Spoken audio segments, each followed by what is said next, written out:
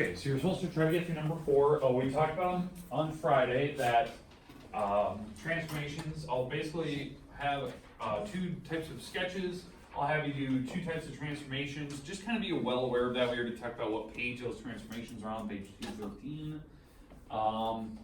You know, the basic stuff, moving it right or left, up or down, stretching it vertically or horizontally, compacting it, like making it smaller vertically and horizontally, and then reflections. Those are the basic ones you need to know.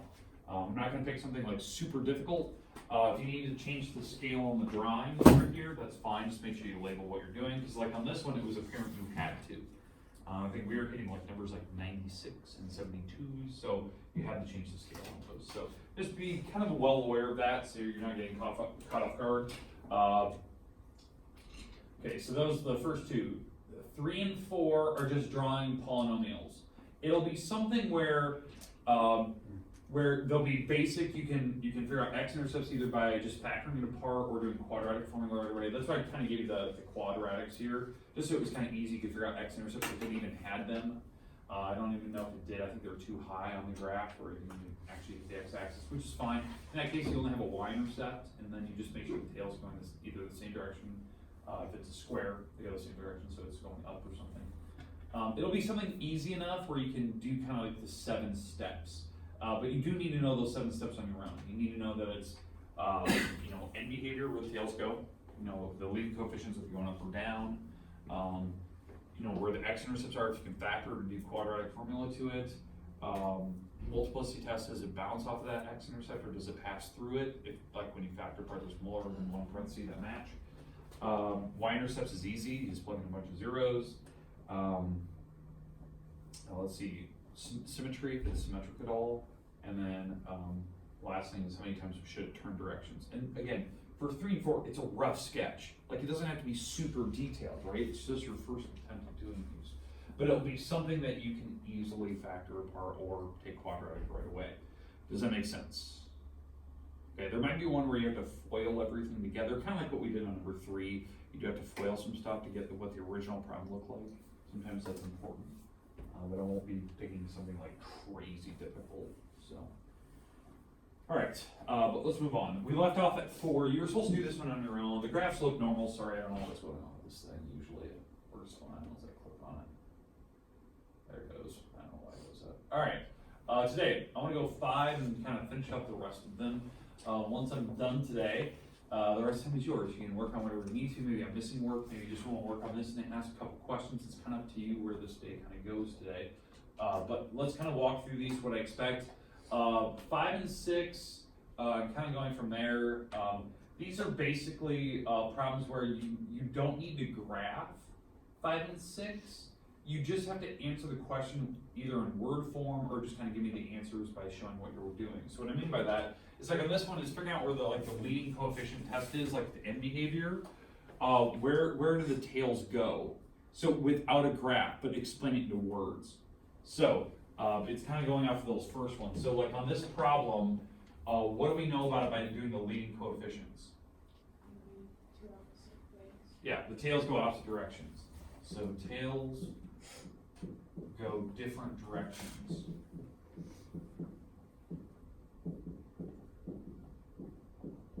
Now, how we know that? What, power 3? Tails go opposite directions. Now, specifically, where are they going? We know they go opposites. Where's the right side going? Up. Okay, so the right goes up. So right tail goes up. And the left goes down. Left tail goes down. That's being very specific. That's kind of what I'm looking for, just to explain in words. You could use, full sentences. You can just write like that, like that. Because the 11 tells me they're just going normal directions. If it was negative, they would flip-flop. Okay, but the odd power is because they're going opposite directions. Y-intercepts. Where is the Y-intercept on this problem? 3. 3. Okay. So on that, you need to show what you're doing. I don't really care, but the Y-intercept is 0 minus 0 plus 0 plus 3. So it's 3. Because again, you're just plugging in. Can we just say it's 3, or do you want us to? Yeah, I'm fine with you just saying 3, but I'm just showing you like how I found it, but yeah, I'm fine with you just saying 3. Now if they're parentheses, just plug in zeros and everything, you figure it out. Is it symmetric or not? This is that last test. We do this for the differential, or not differential, but for the Descartes rule of sign, figuring out where this thing goes. It's the same rule. You plug in negative x's into everything. And again, you don't have to do this test. This is just one test to figure out, is this thing symmetric or not? Because I can tell by just the powers if it's symmetric or not. But power of 3 keeps the negative sign. Power of 2 doesn't, so that'll cancel out the negative sign on the inside. This is a 1, so that keeps the negative sign. And 3, so then I compare this to the original. It's not the opposite, but it's not the same function either, so this thing is not symmetric. So it's not symmetric. If it was symmetric, it would be even symmetric. The whole thing would be the exact same, right? It just turned out to be the exact same thing that you started with, even though you plugged a bunch of negative x's into it. If it was opposites, then it's odd powers. It's odd symmetry. Even symmetry looks like this, by the way.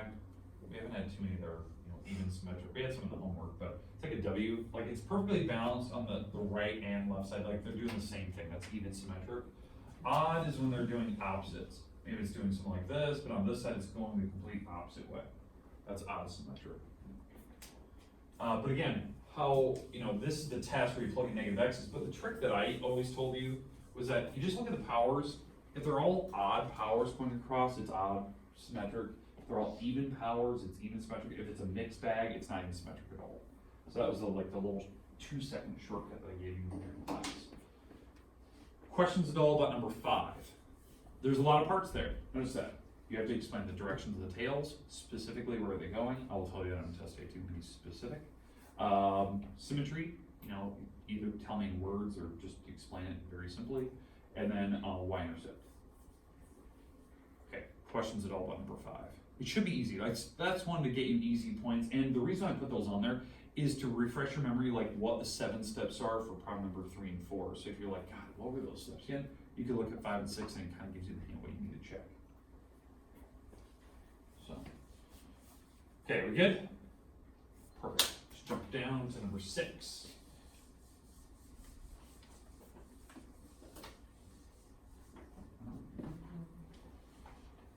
Okay, number 6.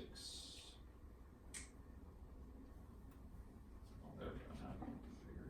Yes. All right. So this one says find the zeros, which are x-intercepts. Once you find them, then tell me, if it passes through that or if it bounces off. It's a multiplicity test, not written in some words. But how do we figure this? How do we figure out the x-intercepts? What do we need to do on that problem? Factor. That's number 1. Okay. It should be factorable. The problem I'm going to give you should be factorable. So this one. Factor this time, I'm going to pull out a common factor. Let's pull out an x first. So pulling an x, that's x squared minus 2x plus 1. That's factoring out an x. And yes, there is a 1 there. There's a 1 back here, so you have to leave the 1. That always gets people. Let's keep going. How do we break up this now? What is that? Minus minus x, 1 and 1. So the 2 in the middle. So it looks like this is our final factor parts. It's like this. There's 2 of those parentheses. They're the same. Okay, so what are my x-intercepts? What are my 2 numbers? 1 and? 1 and 1 and? 0. 0 is on the outside, yep. So how do you know that? Again, when you factor that thing apart, when you factor this thing apart, if there's any letters just by themselves on the outside, that's a 0. Okay, that's and it has a multiplicity of 1. So this one, it's the number 1, positive 1. It's always the opposite of those parentheses. So those are my 2 numbers. Now the multiplicity test tells us, are we passing through that object or are we bouncing off of it? So let's go through that. So if it has a multiplicity of 1, do we bounce or pass? Pass through, yep. So odd powers, we're going to pass through 0. about the 1 here? Has multiplicity of 2. Bounce. We're gonna bounce off of this number. So if we're looking at a graph of this thing, you know, it was an odd par, so the tail's going opposite directions. You don't have to draw this, by the way. It's going opposite directions, power of 3. We're hitting 0 and 1, and we're bouncing off the 1, so it's doing this.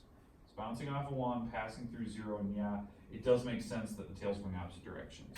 That's what the graph's telling me.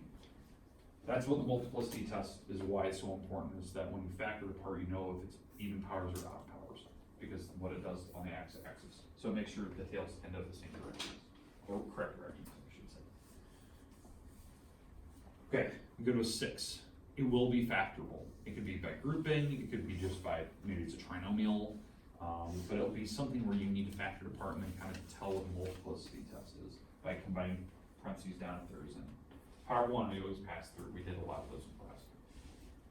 All right, any other questions about number 6? Again, the reason why 6 is there is to help you out with 3 and 4. Make sure that you understand what you need to be doing. And give you little hints and tips without necessarily giving you the hint or tip.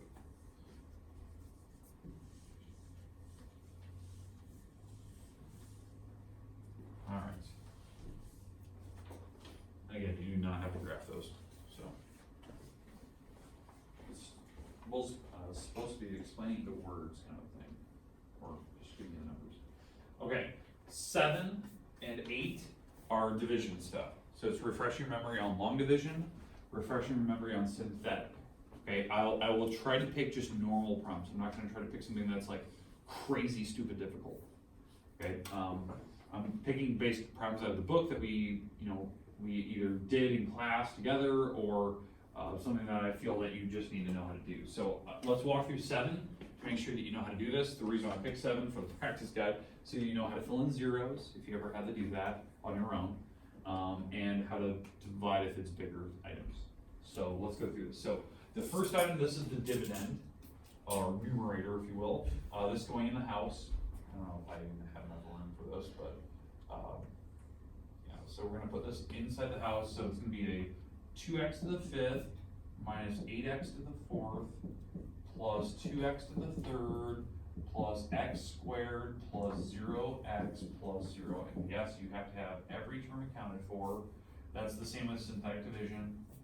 When you do synthetic, you have to throw in zeros, put them in order. You have to go least to greatest, or sorry, greatest to least. You have to descending order, rearrange them if you need to, keep the negative signs where they need to go. On the outside, same thing.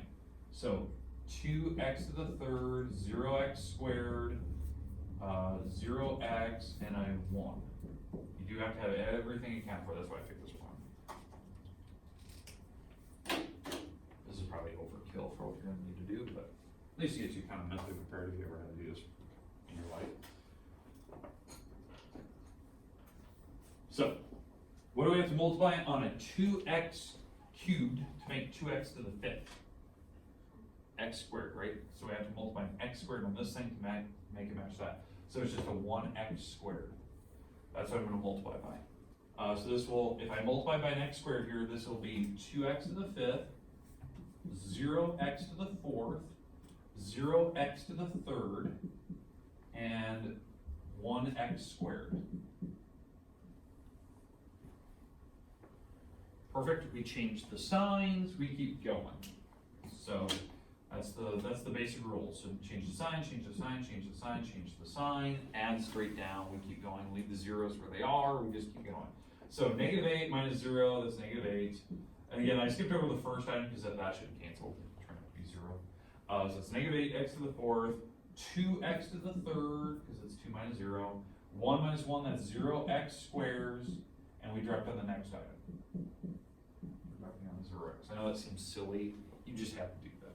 It's one of those things you just get used to. Now we start all the way over. What do we take times a 2x cubed to make a -8x to the 4th? -4x. -4x. So -4x to make it a -8 eventually. So we're multiplying this by -4x, so it's -8x to the 4th. Multiplying that, that's a 0. It's a 0x to the 3rd. multiply that by that, that's 0x to the third, or 0x to the second, and then negative 4x times 1 is negative 4x. And yeah, I could have put negative 0, it doesn't matter, 0 is 0, it doesn't make a difference if it's positive or negative. Okay, let's stop there. I know I'm going really fast, sorry. Is there any questions so far that I've been doing? I haven't lost anybody yet. Why did you put 0x cubed, like where are you supposed to multiply that? For right here? Yeah. 0x squared Squared. times negative 4x is just 0, Okay. and it's x. 0x cubed, I mean. So yeah, so negative 4 times 0 is 0. So, because again, I'm distributing that negative 4x to everything here, that's where I'm getting those terms. Yep, good question. Any other questions? That was good. Alright, let's keep going, let's change the sign, we'll keep going, so this turns out to be positive, this is negative, negative, positive. Just switch all the signs, it didn't matter if the 0 was negative or not. 8's are gone, this is 2x to the third, that's a 0x squared, that's a 4x, and then we drop down the next side, which is a 0. This should be our last round, because that's the last number we get to drop. So whatever we get here, in the very end, that'll be my remainder, if there is anything. We'll see kind of how this goes. I think there will be a remainder, which is fine. I don't know if we have to deal with that yet. Okay, so far so good? Okay, what do we have to multiply on a 2x cubed to make a 2x cubed? So we're gonna multiply by a positive 1. So we're gonna multiply this whole thing by a 1, so we get 2x cubed, 0x squared, 0x, and a 1. That's multiplying everything by a 1. So there you go. And we have to switch the signs. So we're making all the opposites. So negative, negative, negative, negative. So it looks like we're gonna end up with 0, 0, 4x, minus 1, 0, minus 1. And that's my remainder, which is fine. You can stop there. If you wanna write down your answer and throw it up top, because you showed that there is a remainder on that problem. After you long divided, that's fine. We have my answer up top. So this thing didn't work out perfect. It's not a perfect root. It's not an x-intercept or anything. So if you want, you could always take this and make it a mixed number. It's not a big deal if you don't. You can just leave it the way you have it. But whatever your remainder is, you always put that on the top of whatever you're dividing by, which is 2x cubed plus 1. That's what we're technically dividing by. If you want to put a 0x or x squared, that's fine. But that's how you make mixed numbers. You always take whatever the remainder is, put it out back. Questions on long division. It doesn't even have to be pretty. I'm just throwing one in there to make sure you know what the basic rules are.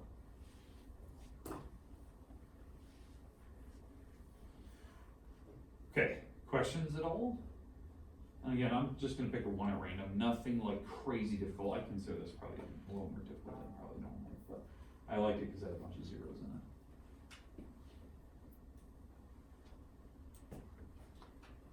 Okay, we're good? Perfect.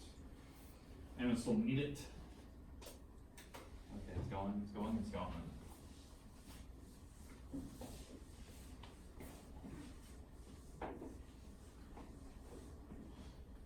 Okay, let's go to 8. 8 is synthetic division. So that's one where you put the little number in the house, you figure out what you have. So let's go through this one. Okay.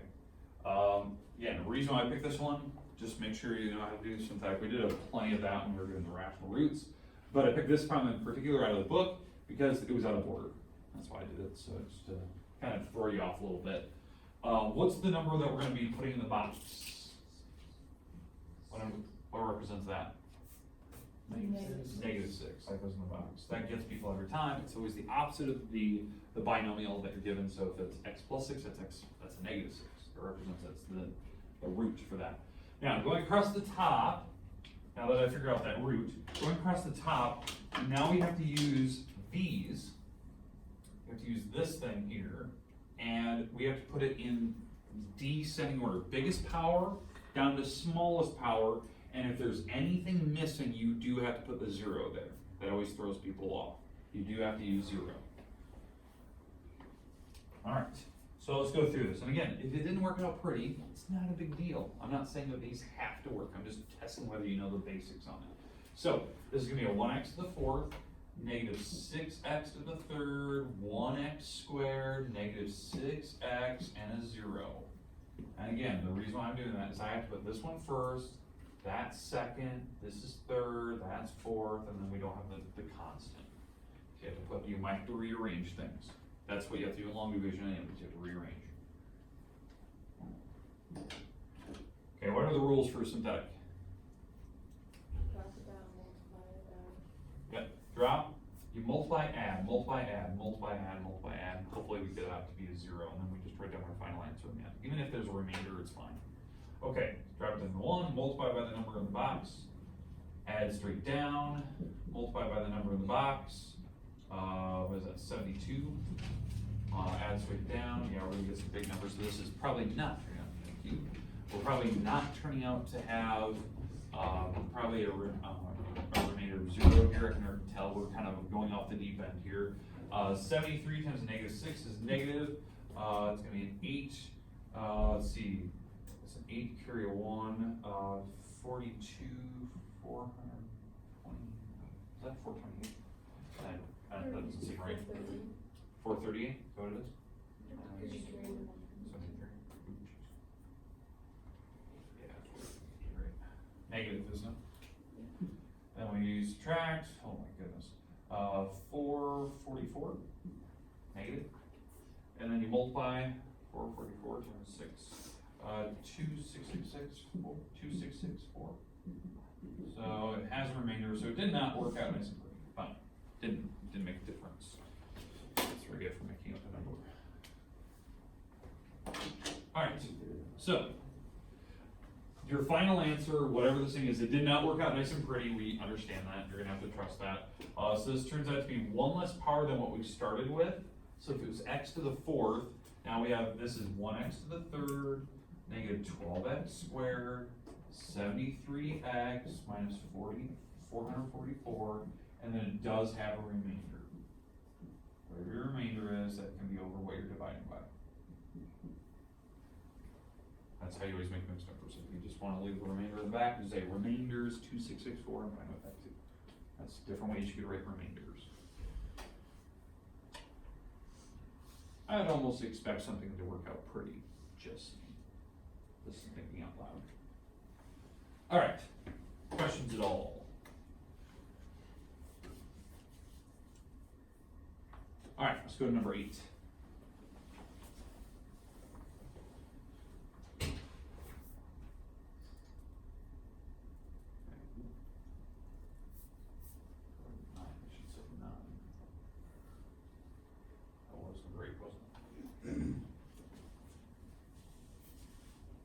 We just got done with 8, correct? Yeah. Here we go. Just look at the number of them. Alright. Number 9. These are find the potential rational roots, find one that works, and then go find the rest of them. So it's kind of like exactly what you're doing in that last assignment, that page 3367.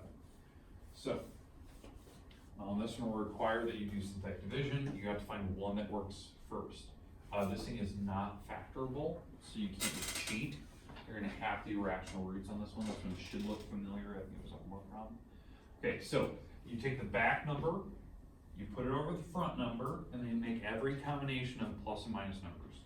Okay, so the factors of 6 are 1, 2, 3, and 6. The factors of 2 are 1 and 2. Then you make every combination with the top number on the top, bottom number on the bottom, without repeating. So like for instance, 1 over 1, 2 over 1, 3 over 1, and 6 over 1. So there's the front, that's the top numbers over 1. The second one would be plus or minus 1 over 2. I don't need to go 2 over 2, that's just 1 again. I can go 3 over 2. And I don't need to go 6 over 2 because that would just be 3. So I don't need to have repeatings. So these are all the different combinations. So now I gotta figure out one that works. So this is the tedious part. You gotta just plug these numbers in, see what happens here, okay? So, let's cheat the system a little bit. I'm gonna speed up the process. This was probably the problem that will take me the longest on the test. I understand that. So 2x to the third minus 3x squared minus 11x plus 6.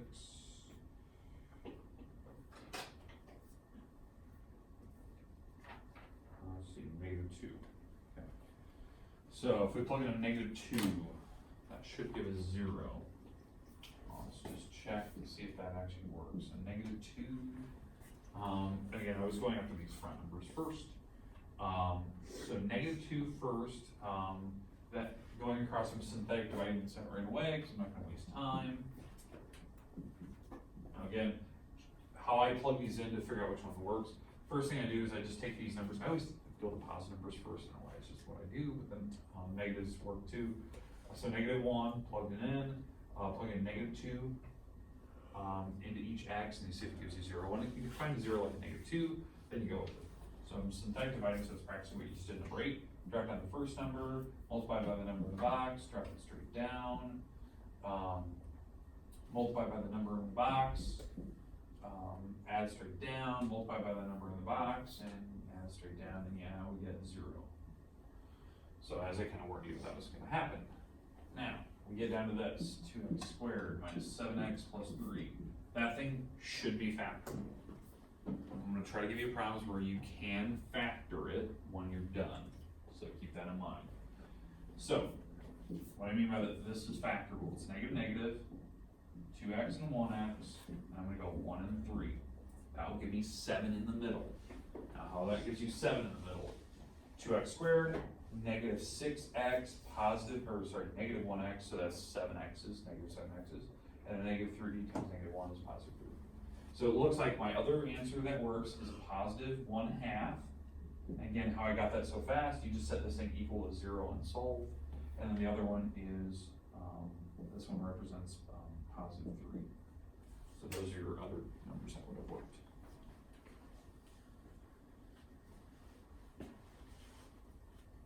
All right, questions at all about finding roots that work? It will be something that is factorable once you find the first number. I'm not going to pick some weird obscure ones. Now, if you cannot factor this thing, let's say you have a meltdown in your brain, you're like, I can't factor that. Just do quadratic formula. Quadratic formula will be on the board, it'll be on the back board, because you guys will be, I think you're facing that direction, I think, tomorrow. You can just look over there, the quadratic formula will be there, and the order of graphing for transformations will be on the board. That's basically what you get tomorrow. Okay, questions? Perfect. When's our test? Thursday. Tomorrow.